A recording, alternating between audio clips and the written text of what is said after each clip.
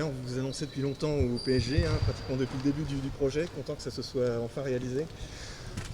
Oui, c'est vrai qu'il y a eu ça fait plusieurs années même qu'on m'a annoncé, mais plus sérieusement depuis cette saison et depuis les championnats du monde. Ça a pris un petit peu de temps à se réaliser, mais voilà, c'est enfin fait. Je porte les couleurs du Paris Saint-Germain, je suis avec l'équipe et je suis super fier et super heureux. On a beaucoup parlé des Galactiques du Real Madrid, là on a envie de parler des Galactiques du PSG, là c'est impressionnant quand même. 4 joueurs élus meilleurs joueurs du monde, au moins une fois. Oui, on a une belle équipe, on a des beaux joueurs, on a des super joueurs. Bon, ils sont un peu vieillissants, mais je rigole. On a une très belle équipe, on a de fortes individualités, on a tout ce qu'il faut. Maintenant, c'est pas comme on l'a vu souvent, même chez les Galactiques, c'est pas les joueurs les noms qui gagnent les titres, c'est l'équipe et il va falloir réussir à tous jouer en équipe si on veut gagner le titre. Est-ce que c'est aussi comment dire, une façon de faciliter le travail de Claude Onesta à un an des Jeux? Parce qu'il n'aura qu'un match à regarder par journée la saison prochaine, il y a pratiquement toute l'équipe de France. Là. Même plus d'une équipe, 8 joueurs au total. C'est pas le but premier, je pense, mais c'est vrai que en second effet, ça va nous faire progresser aussi, je pense, au niveau de l'équipe de France, parce qu'on a beaucoup de joueurs euh, à Paris Saint-Germain qui sont aussi en équipe de France et on va pouvoir même s'entraîner toute l'année ensemble et ça nous fera, je pense, que ça va nous améliorer. Donc c'est ce deuxième effet qui se coule, ouais.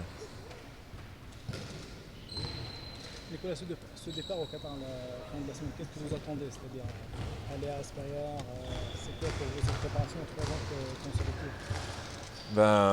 Pour nous, c'est une semaine très importante, cette semaine à Doha, à Aspire, parce que c'est une semaine où on va beaucoup travailler, on va se préparer. Et le stage de début de préparation est toujours très très important parce que ça nous permet d'être entre nous, pour les nouveaux, pour ma part, de découvrir l'équipe, de bien se sentir dans l'équipe. Et puis surtout, comme je l'ai dit, de travailler physiquement, de courir, faire de la muscu, de beaucoup s'entraîner en handball. Donc on va pouvoir faire tout ça et en même temps visiter un petit peu Doha et nos sponsors. Donc ça nous permet de faire Voilà, deux pierres exactement. d'un Il coup. n'y a pas que l'entraînement. Vous allez aussi visiter. Voilà, c'est un parallèle touristique pour découvrir le pays. Oui, on va aussi visiter les installations. On va, par le biais de nos sponsors, faire quelques activités aussi pour voilà, rendre visite et un peu stimuler le sport à Doha et le sport qatari. Donc ça nous permet de rendre un petit peu ce qu'on nous donne. Quel a été l'accueil de vos partenaires aujourd'hui? Très bon accueil. Bon, pour l'instant, on attend tous avec impatience, je pense, le premier entraînement, mais ça s'est très bien passé. Après,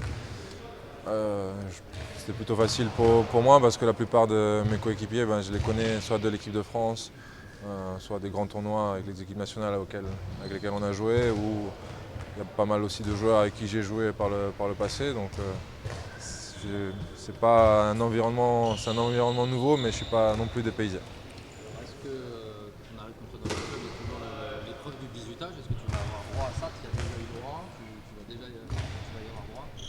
Je ne sais pas comment ça se passe ici à Paris.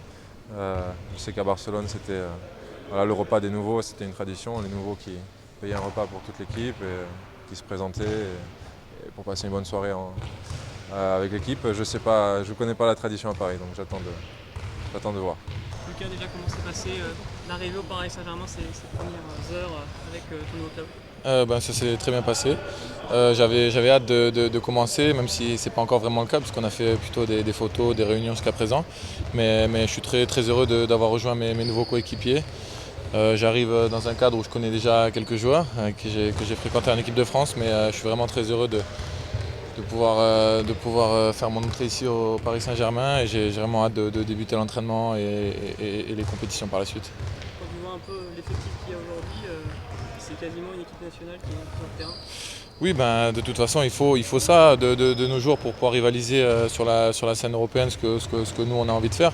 Quand on regarde les grosses écuries sur les autres pays, c'est des très, très beaux effectifs aussi. Donc c'est vrai que nous on a vraiment, vraiment de très beaux joueurs ici, un grand entraîneur. Donc on a beaucoup de choses pour aller loin dans toutes les compétitions et c'est ce qu'on fera, je l'espère.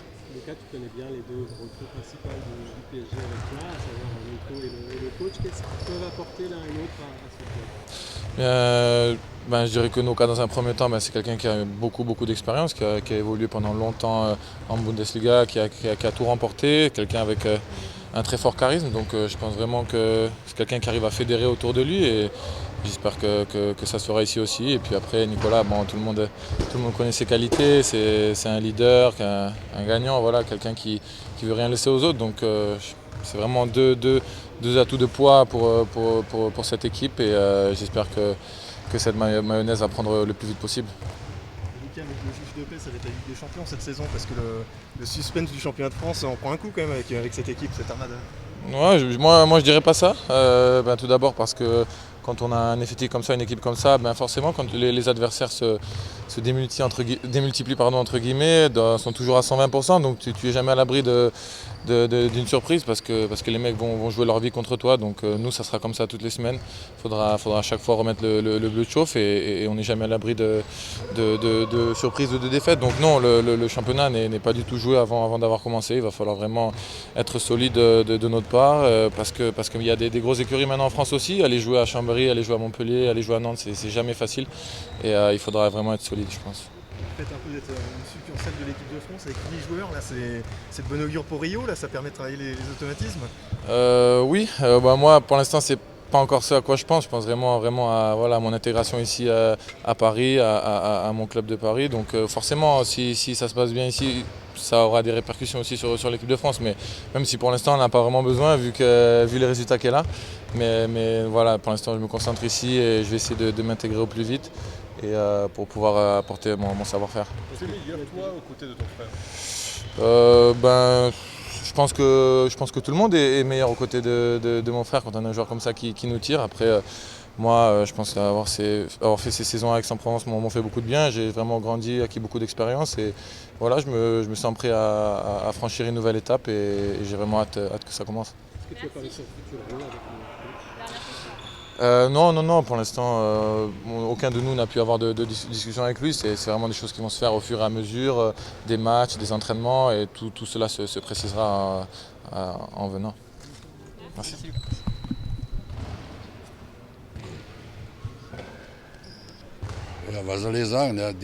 C'est une équipe qui a été bâtie et qui peut tout gagner et il y aurait beaucoup de déceptions de perdre ne serait-ce qu'un seul match. Für mich wäre es eine Riesenenttäuschung, wenn sie irgendein Spiel verlieren.